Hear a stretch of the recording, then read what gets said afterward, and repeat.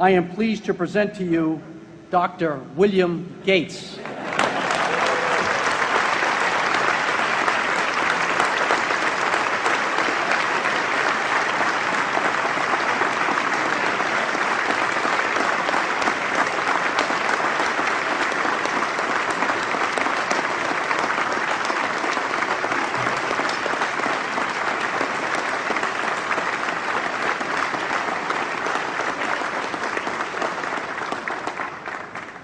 Thank you. President Bach, former President Rudenstein, incoming President Faust, members of the Harvard Corporation and the Board of Overseers, members of the faculty, parents, and especially the graduates. I've been waiting more than 30 years to say this. Dad, I always told you I'd come back and get my degree.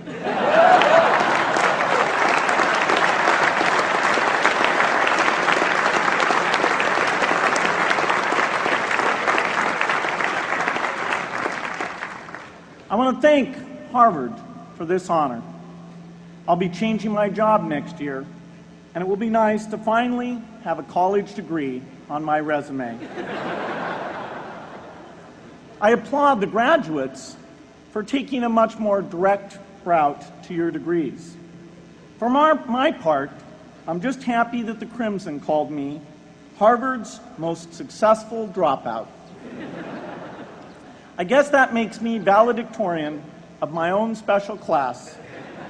I did the best of everyone who failed.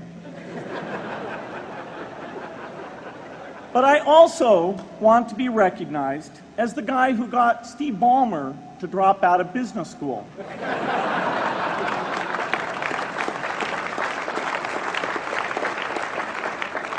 I'm a bad influence. That's why I was invited to speak at your graduation. If I'd spoken at your orientation, fewer of you might be here today.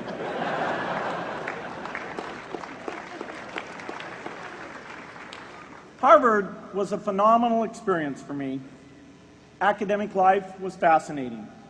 I used to sit in on lots of classes that I hadn't even signed up for. And dorm life was terrific. I lived up at Radcliffe in Currier House.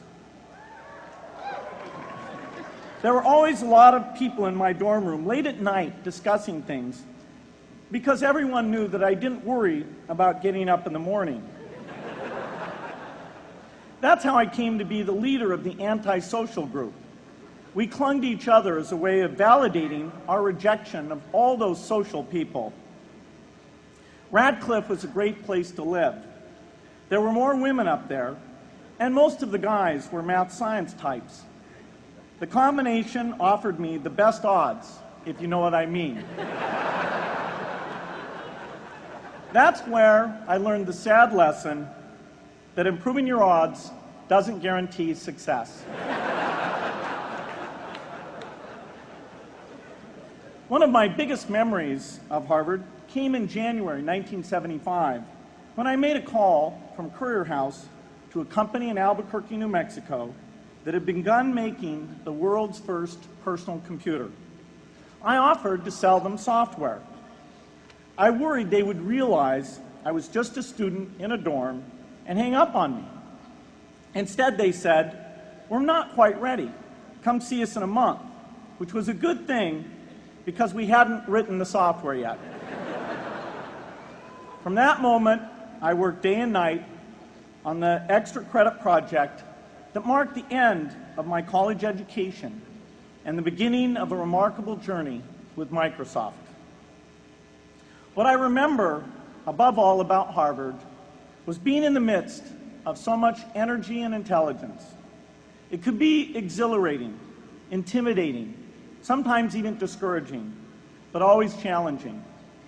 It was an amazing privilege, and though I left early, I was transformed by my years at Harvard, the friendships I made, and the ideas I worked on. But taking a serious look back, I do have one big regret. I left Harvard with no real awareness of the awful inequities in the world, the appalling disparities of health and wealth and opportunity that condemn millions of people to lives of despair. I learned a lot here at Harvard about new ideas in economics and politics. I got great exposure to the advances being made in the sciences. But humanity's greatest advances are not in its discoveries, but in how those discoveries are applied to reduce inequity.